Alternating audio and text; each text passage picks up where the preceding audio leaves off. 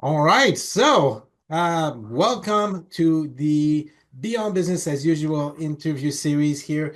My name is Philip Dubois. I am your host, and today we are joined by Todd McKillips, who is the CEO of Seattle Tiny Homes. Hey, welcome to the podcast. Todd, it's a pleasure to have you. Well, let's first, why don't we just kick it off right away with a bit of an introduction into who you are and what is Seattle Tiny Homes? That was really interesting to me. So let's kick it off. Go ahead. Seattle Tiny Homes is basically a lifelong passion of mine and mission to basically go out and solve one of our biggest problems that is impacting Americans and I think globally is affordable housing. I used to run a different company called True Tiny Homes that I started back in early 2013, 2014, working with some folks who we were trying to be in the mobile home manufactured home space, and we could not get new parks built in Washington. A lot of discrimination from local jurisdictions and cities. And so it turned into in a big political effort in 2016. I went to the legislators. I started the Washington Tiny House Association, and we started just doing advocacy through homeless organizations, high schools, to just asking our local politicians why, first of all, businesses were having a hard time at the time because it was illegal to um, run manufacturing with tiny houses. And so we kind of just went to legislators, said this needs to be legal. This is something good for people. Yeah. Um, Affordable housing under $100,000 is a good thing. And then it transpired into um, Seattle Tiny Homes former owner, founder Sharon Reed, announcing that she was going to actually retire.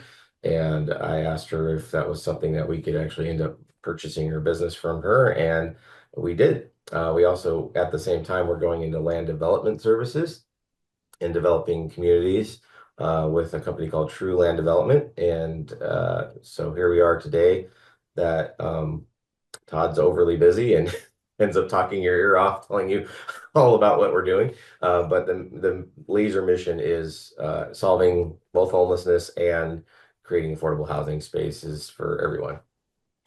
I'm so happy to hear that. I can feel in your voice the passion and what fuels you getting involved with that. And I think it's very important for, I mean, correct me if I'm wrong though, as an entrepreneur to really feel it. You don't get involved in a business just because the cha-ching, right? You get involved because, well, obviously, look, the money is one thing, right? There's the freedom aspect of it as an entrepreneur, but you gotta live your dream, man. Huh? You got you gotta really live it. And I can see that. And the purpose of what you're doing to solve the housing problem. I'm from Canada and we have the same problem here. It's a little crazy right now, and what you're doing is extremely commendable. Wow. So respect to you, my friend. Respect to you. All right. Get a few questions for you here. Now, uh, growth is fun, right? But growth itself has its challengings. It's challenging in ways. So, how do you deal with the various? Well, first of all, from your point of view as an entrepreneur, what are the challenges of growth, and what have you done to overcome those challenges? Would you mind sharing that with us a little bit? Yeah, you're interviewing somebody that, started his first business when he was 10 years old. I've been an entrepreneur. It's in my blood. Family members were both business people, but also worked, along the way. So I have worked for a lot of corporations and small and big, and I've been aspiring to be an entrepreneur. In 2010, I was kind of slapped upside the head by a mentor of mine who said, you know, you're going down the wrong pathway. You're hustling. You're not solving world's problems, and you have no passion. You're just doing this by osmosis. You just fall into something and you find a niche and you think it's good, but you're not really consulting other folks. So growing Seattle Tiny Homes and growing this mission, it's different. It's completely different than entrepreneurship because it's like, I kind of asked God one day, I was like, just make sure it's an open door, but also it's like a vacuum. It just sucked me into something. And at that time, I didn't really know. In 2005, I was injured with the local sheriff's department and Pierce County Sheriff and hurt 3 discs in my back. I became almost 100% disabled at Wow. that point and just was struggling with housing. And I watched my family struggle with housing. I'm quarter Japanese, and my grandma came over from Japan and became kind of a bit of a hoarder because she collected nice things, but collectively I watched and looked back on it now in the future, looking back on all my parents and all my family and how we kind of started hoarding things. And so when this mission came along as something I really should be tackling, it was not just a mission of necessarily housing, but it was kind of like, how are we changing our culture that we're living in? How are we doing good for our spiritual, mental health and well-being as people that are growing? And I just was looking around me at different factors and all that. So when we to answer your question, with the business right now, it's totally different than when I started building tiny homes in 2013. There was no financing, no legal pathway towards living in a unit. By pushing and doing that, it's not easy just to push and do certain things. I believe the only reason I'm here being interviewed on this podcast is just for being generous.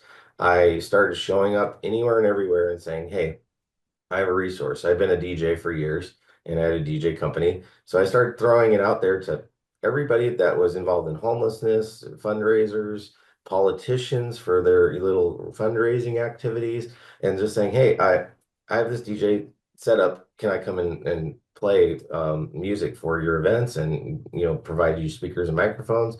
And I got to the point where politicians they were seeing me everywhere. And then they were like, "You are literally everywhere I'm at, and I think I need to help you." Like, and I didn't do it to get a result. I honestly will keep pounding on that. I keep teaching that on, when I do seminars and different things. It's like, generosity and being in community will amplify your goals. Let's say you're a homeless person, you have no legs, you don't know, you don't think there's a value to who you are, what you do, but by going forward and just kind of putting yourself in an attitude of gratitude and how can I help you? Like people just reciprocate it and you get rewarded 10 times, back. So here I am years later where financing is easier, land development is taking off. There's we're not there yet. I have yet to see. I've calculated how much time and money I've spent. It's probably over $1 million, and you're talking to a person that's made, on average $30,000 a year. And in the last couple of years, I've made more than that. I'm going into triple figures, but I'm taking everything I'm earning and reinvesting it constantly. I mean, there's days I can't even make payroll, and I'm just like, trying to figure out, so I cut myself and, lay myself off, and, you just do what you can to stay in business. And I'm blessed that the land development is there because the land development has higher margins. And most of my business advisors have said, drop building tiny homes, drop this, go into the land development because that's where the money's at. And I can't think that way as a person. I'm like, no, if I take the money from here and loan it to this business, because this business will have a payday at one point, At that point, probably going to sell it. Not out of, greed or anything like that, but the intent of what we're doing is literally to maximize helping more folks. And personally believe at this point, I've built this company and I've struggled so far that when someone comes in and says, "Hey, I have the capital and I can help 10 times more people in the next few years," yeah, I'm going to take advantage of that because I am wanting to help more folks out than just trying to build, a legacy in the business per se. Um, and so right now, as you're talking about struggling, it is you have inflation, you have tiny home folks that think differently, that want to be, they're thinking no debt, and then they're coming in and they're finding out, the data online that says they can build a $20,000 tiny house that doesn't exist anymore. That was, kind of at the Sorry, but I don't believe that either. yeah. And they come in and they find out, it's 120 and they're like sticker shocked. And I'm like, well, financing's there. And they're like, well, I got to find land and I got to park it somewhere. And, it has to make math sense for business to succeed. And Right. that's just, my opinion. You can tell me if I'm wrong, but, it has to work for everybody. It has to work for the end user, it has to work for the investors, the banks. There's so many folks involved, and if it doesn't make math sense, nobody wants to do it. Right now, luckily, I still have the math of you can't find $100,000 home in the local county or the local state for that matter, a new home for $100,000, and you can go and rent land for 800 a month, includes some utilities. So when you do that mortgage payment of $1,000 a month for that tiny home and 800 for the land, it's still lower than a studio apartment locally. So that makes math sense. That's what I try to tell folks. But as far as the business is concerned, I'm constantly like looking at how can I get credit accounts over here so I could float a little bit of funds longer. I'm waiting for bank financing for a unit right now, and it's like, I'm building the unit out of my own personal bank account. It's like I'm waiting for this bank check, and it's like, it's a struggle. And um, I get a couple people wanting to buy the business and get involved, and invest and that kind of stuff, but it really doesn't, apologize for that. The investments and all that are, um, when they actually start digging into the numbers of how much the business is made, everybody assumes that you're making way more than you actually are. And it's a struggle, but we're going to keep on it. Well, again, it's interesting. The story is a very common one. And there's various phases of development, right? And it appears to me that you're in the phase of like, okay, so I need to grow, I need more capital, and I need to grow. And how do I move through this? And to get to that point where I get enough momentum, where I reach like critical mass kind of thing. Yeah. And at that point, this is where you see the quote unquote entrepreneurs and the guy that really are living their passion, right? And the guy who just wants to do it because they just in there for the money, that's where they quit and they go back to their day job, right? Yeah. And it's true. I mean, it's I've seen it so many times, Todd, so many times. And the guy that really are, it's important enough for them to sacrifice a few things, to push through, and to have enough persistence and enough grit to actually make it through those. These are the guys that end up with I mean, like the guys that start his business in the garage, like Facebook guy, Mark Zuckerberg. The Bill same, Gates. And yeah. Bill Gates. Yeah. There's a company I'm working with right now. They're an IT company in Toronto. It started as this garage, and this guy's now like one of the biggest MSP in Canada, right? But he started humble, and long hours, and it's like, he took all of his money, he put it there, took the risk, walked the walk. Now he's at a good place, right? Yeah. And that's the future, right? And the grit and the persistence, it all has to be there. And this is one of the key defining factor of an entrepreneur, as far as I can see. And you got it, you got it. And then the purpose is pure, and the fact that you want to give, the reciprocal. It always the more you give, the more you get, right? And that's beautiful. All right. So now this is great. Thank you for sharing that. This is you're you're walking the journey, my friend. I I love to hear that and just keep going. This is great. Now, obviously, um, growing a business, working with people requires you surrounding yourself with good people, right? With a team that you can lean on that can help you do your job. Um, would you mind sharing with me what's important for you? What do you look for when you bring a team member on board? What's important for you? Yeah, and you would think that, years of experience and bad actors, getting involved, and you just can't take anybody that just wants to help you. I've had people, a lady that's been instrumental who took a second mortgage out on our house to make sure that we had a place to build our tiny homes. Wow. And great admin support. And then at the same time, mistakes that come along with hiring people that, might not be experienced.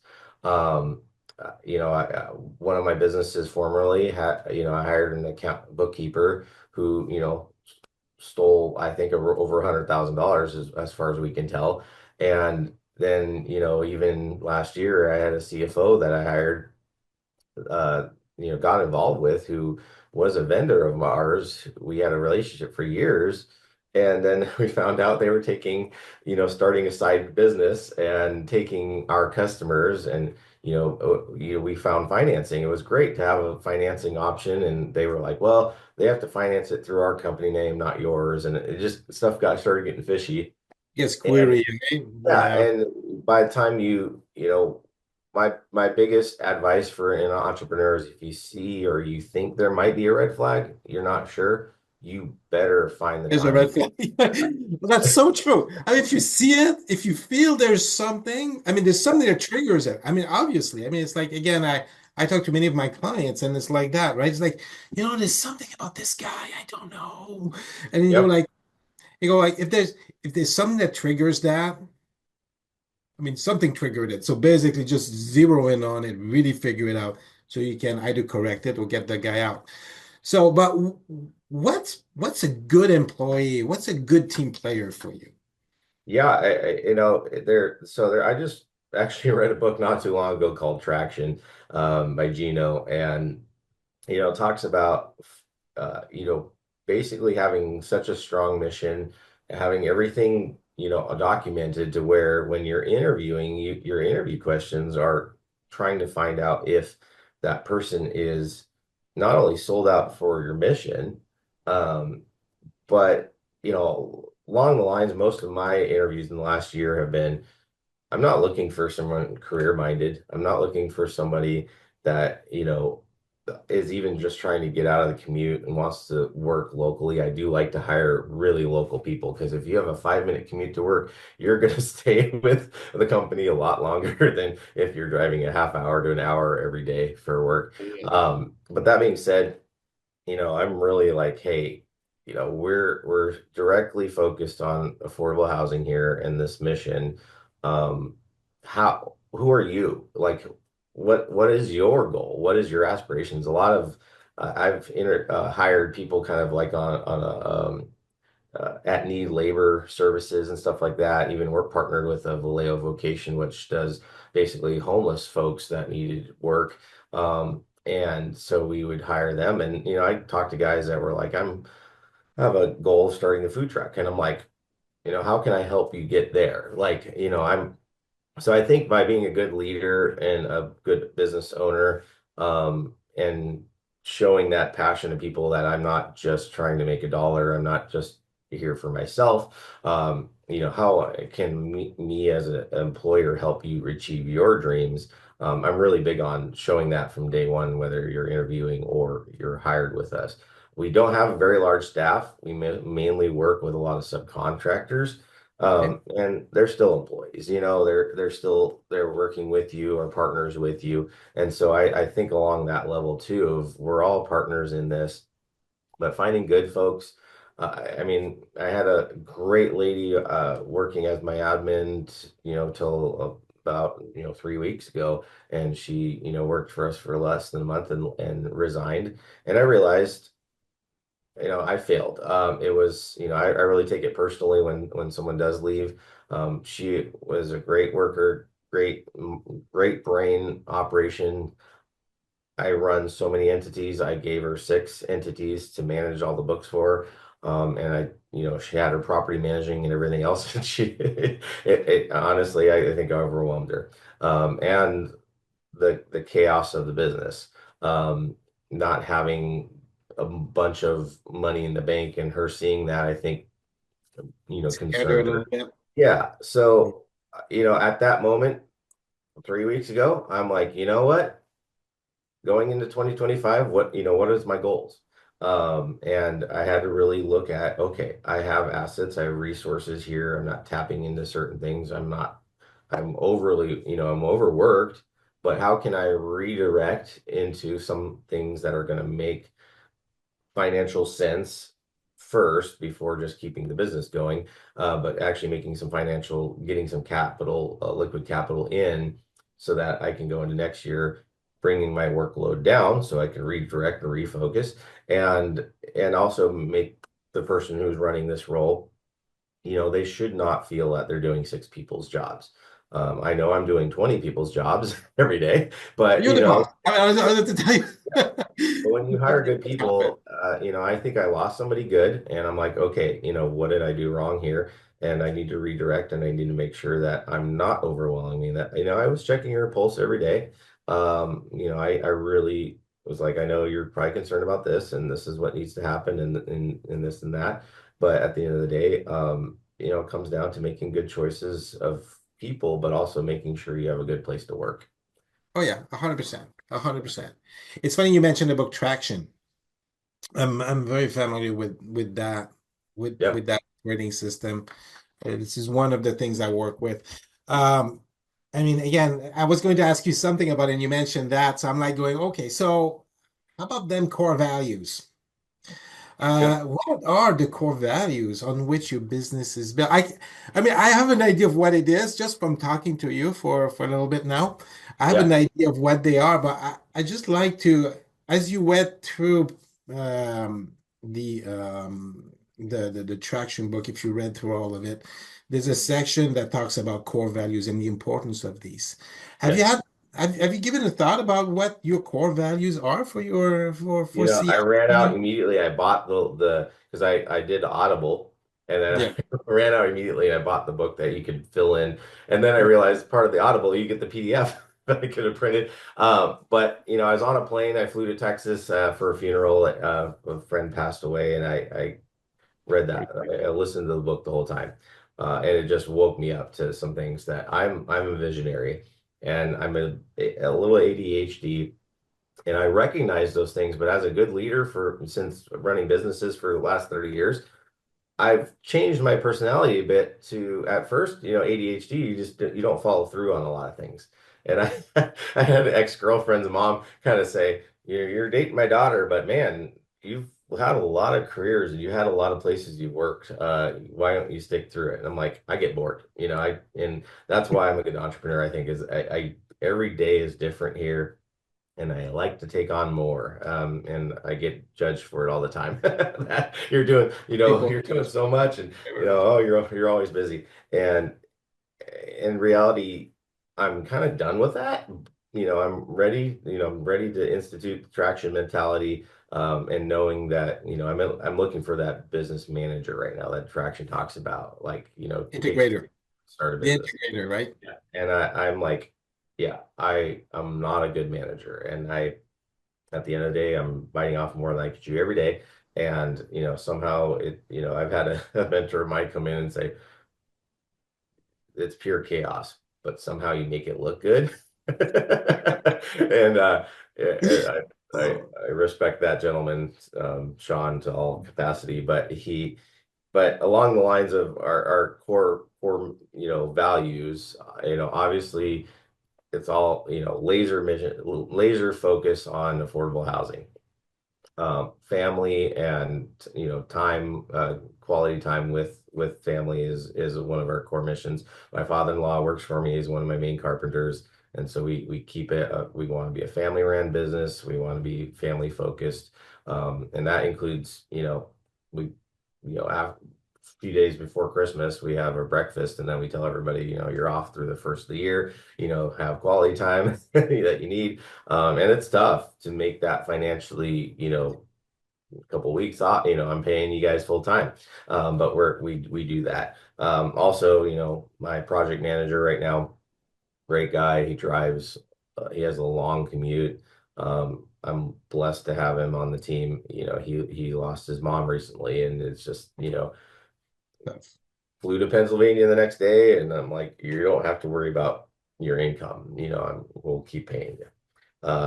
So that's a very big part of our mission here is if I can't keep family happy, can't keep myself and my family at home happy because I'm working too much, that's it. It's you gotta have a good work-life balance. But I would say, along that lines is, keeping it as affordable as possible to keep track with our core value of affordable housing. We work in that lane. Um, but I really need to digress more into to actually filling out the fill-ins on the traction book so I can actually put it in writing because I have it. Our website has our mission and our vision statements and all that. great. I like it. But yeah, but the core it is very important. It's something that I've been trying to dedicate myself to actually filling out that book and actually creating more of a defined statement. Good. Well, you're on the right track. You are on the right track. Okay, talking about track, right? Yeah. Um, future. Future is a blank canvas. Like there's nothing on the canvas. It hasn't happened yet because it's the future, obviously. What we do here and now will result in whatever we're painting on the canvas. So if you look, if you project 2025, 1 year from now, uh, December 17th, 2025. Okay, so what do you see have happened in 1 year for Seattle tiny homes? I'm interested in that. You know, no one's accused me of not being an idealist. And I'm gonna say this, I'm shocked. Excuse me. I get shocked on where I'm at now compared to where I was, 10 years ago. And Yeah. I'm like, I can do better next year. I can do what I've done in 10 years now in 1 year because of the community I've surrounded myself with and the vision. So one thing is Seattle Tiny Homes, when I bought the company, the full intent was that I was going to not only get people affordable housing, but also that we were going to somehow impact the homeless space. And I've been talking about it for years, and I've gone out and I've put myself, I've gotten elected to boards of different organizations and everything else just because of my passion in this industry. I'm the president of a board of a construction skills training organization that does community Really? development called Building Beyond the Walls. And but I've strategically gone out and seen different partners that exist out there to try to formulate and bring everybody under kind of not only one roof, but a, a program that could be sustainable in other cities. Seattle Tiny Homes is a puzzle piece of that. And part of struggling and just keeping it alive has been, okay, I need to keep this puzzle piece alive to get it to a certain point. That point is coming in next year because there's an Austin, Texas, Five Loaves and Fishes program down there has started a tiny home community that was for homeless that basically they have their own little market, they have their own little mechanic shop, and they do, auto repair, but it's all about engaging community, not just giving people free housing. I'm against giving people free housing because that doesn't make financial sense. It doesn't It, do it. It doesn't do it has anything for anybody either. yeah, it has to math for everybody. So going into next year, we have a partnership with the Tacoma Rescue Mission where they've already been approved to build 258 400 square foot tiny homes um, out in a project in Pierce County. Uh, we've just had some meetings with them, and I told them, hey, I'm here doing this, but I want your permission because I don't want to step on anybody's toes, but I want to get homeless people to work. I not only want to get them to work, I want to start a home ownership program. So you have a graduation, you can live and rent one of these tiny home units because the ones that they're building are for rent. They're not for free, which is a huge plus for me to be involved with it. And they're not emergency shelters. They're literally 400 square foot, houses. And so my goal is we're going to build these units. They don't even know how they're financing them yet. They're still, trying to figure this out. And I'm like, I think I have some ideas. I've been working with banks for some time, and people that know if you have a shovel-ready project, they'll fund it. And so we're going to go along and we're going to start asking folks that are homeless and working with the individuals, the counselors who say, hey, I have a physically fit person here. Let's get them into training. Obviously, we're going to make sure they're drug free and all that before we give them power tools. But the goal of it is a sustainable program that doesn't cost the taxpayers tons of money. I've already been offered money from Department of Commerce in Washington State, who's come along and said, "Hey, you can ask for these funds. They're not taxed. The MAT money's already been taxed. It's already been spent." And the fact that you're telling us a program that's not going to, you just need a boost at the beginning to get it started, but that it's going to be sustainable after it gets going. They love the idea. They want to fund that more than someone that's going to come back to them every year and say we need more money to keep it going. So our goal is within 10 years a graduation program that people can actually own their own home within that period of time. They might even be living in it from the first year they're in the home, but they're going to be on their pathway to actually owning that home. And I think that is huge for not only generational wealth, they can pass that on to other folks, but giving them an asset that they're going to own entirely is huge. We've already been doing it with a community build organization in Port Townsend, where we've donated our plans. They build them with no labor costs because it's all volunteered, and then they basically have an investment group that finances the homes. And so it's pretty neat to watch people going from homeless, living in their vehicle, to having a house, making a $400 a month payment, and they're going to own the home. And they could take it with them too. And they're also renting the lots that they're on, so it helps a homeowner out with not living paycheck to paycheck too, and sharing that community attitude. But so going into next year, sorry, my answers aren't brief, but it's I love that. No, this is great.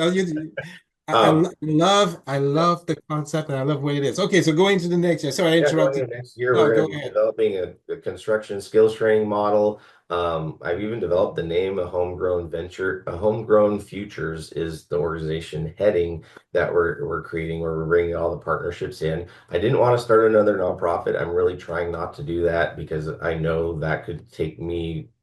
That's a full-time mission right there. And so we're trying to just create all these entities under that heading and go in and do it. And with the demand of 258 homes comes the demand of, welding 20 trailers a month and all that. And we don't have the capacity right now with working with our vendors to do that. So I'm like, hey, let's get people training and doing that bit, And that's gonna with fit welding into it. trailers. That's Yeah. fantastic. So there's multiple business ventures coming out of it, even some local kitchens, culinary institutions, stuff like that have come to us and said, hey, we want to be a part of that. So we want to create pathways towards entrepreneurship even. If you don't, if you come in with a personality that, may not do good working for a corporate organization, and you're not a welder, you're not a construction person, there's a career pathway towards something in entrepreneurship as well. So we want to kind of groom any attitudes for that. So that's my big space. Formerly, we lived homeless experience myself. Living in my truck in 2010, we're in Idaho, working criminal justice the whole time, but I couldn't afford a place to live. I at least had family resources to rely on and all that. So that's what we're trying to do. We're trying to create a family. We're trying to give you the support you need to be sustainable, to be drug free, good mental health, good physical well-being, and create job opportunities for folks for the space, but eventually home ownership as well. So it's a big undertaking, but it's going to be transpiring next year because we're going to start moving in those first set of homes for that project at the end of this next December. And so it's giving me a kickstart, not only with funding, right? I literally, the Department of Commerce said, what, you need 25, you need 50 million, like how much do you need? And so when you have an opportunity like and at first I in my negotiations with them, I was like, this is what we've done. We have a 30-acre farm. We have 12, homeless individuals there living there. I have family living there, and that didn't have anywhere else to go. And so we're doing that. We're doing construction skills training. We have a food bank there. We have all these little things that I've brought in and partnered with all these organizations. And you're still talking to broke Todd, who's been making $30,000 a year, and somehow I've managed to get all this going with surrounding myself with good people. But at the end of the day, we're I'm seeing that next step coming, that we're going to get access to capital. We're going to go out and we're going to build a Spokane facility where, because there's homeless rampant there. It's just terrible. And then we want one in King County and we want one in Pierce County where there are these skills training centers. But that's basically production facilities for me, for Seattle Tiny Homes. And the capacity there is going to, be able to grow. And the growth there is going to be exponential in the next year, we think, if everything comes together. Wow, And God. when it comes together. I'm not saying if, it will come together next year. It will come. Because you can make it happen, right? Yeah. You are true and true a visionary. I mean, I'm hearing you right now. I can see, you paint that vision, right? And it's amazing, and yeah, that's the dream, that's the goal. And I can see like the pieces are moving together on this, and it's just the matter of like putting all the pieces together and having an integrator that can actually just make it match so you can keep on being the visionary. You'll Don't lose it. Don't lose your spark. And, sometimes I go out and I drive a tiny home through a parade, and that's just something that, gives me more spark, but you got to have the fun with it. I called a company recently and said, I want to DJ your Christmas party for free.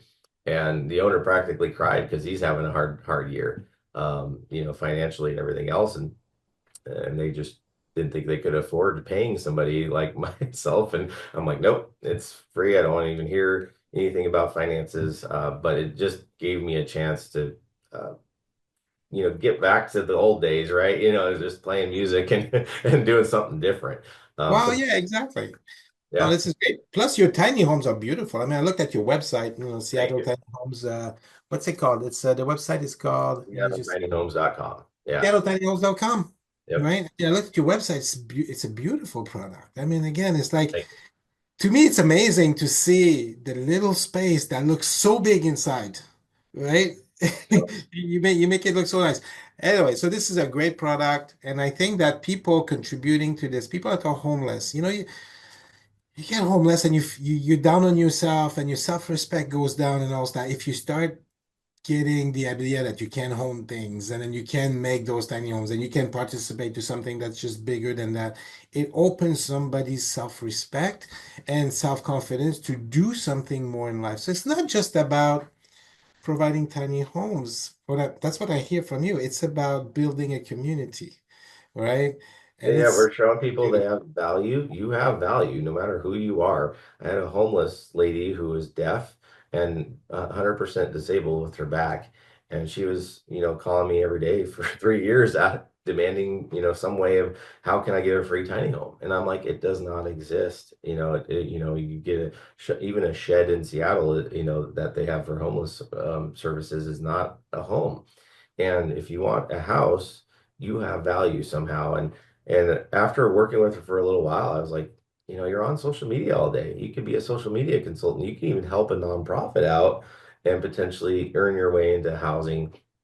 And she eventually got married, but and I talk about that all the time on how, I've even had some relationships that were based on, comfort and a place to stay and live. And it's sad when you're not living your ultimate life for things, and you're making bad decisions sometimes based on your need for housing. And I don't think you need, to me, I say, if I'm comfortable, I'm dying.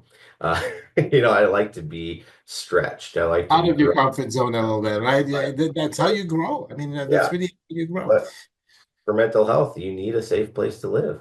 So, yeah, You do. I mean, absolutely. And I think what you're doing is a beautiful thing. It's a great purpose, and I love hearing that kind of story. This is amazing. Thank you very much, Todd. We're pretty much at the end of the podcast right now. yeah. Look, you're inspiring. I You know, appreciate you. I it's appreciate you amazing. doing this podcast. This is a cool thing, and glad to meet you. Good. Well, likewise. And so I'm going to be ending up the podcast right now for everybody else that's listening. Well, take it to heart. Todd is a good example of he's got good ideas. He's got persistence. He's got grit. Wish you the best, Todd. And for the rest, well, see you guys next time on the next episode of Beyond Business as Usual. Thank you very much. Bye bye for now.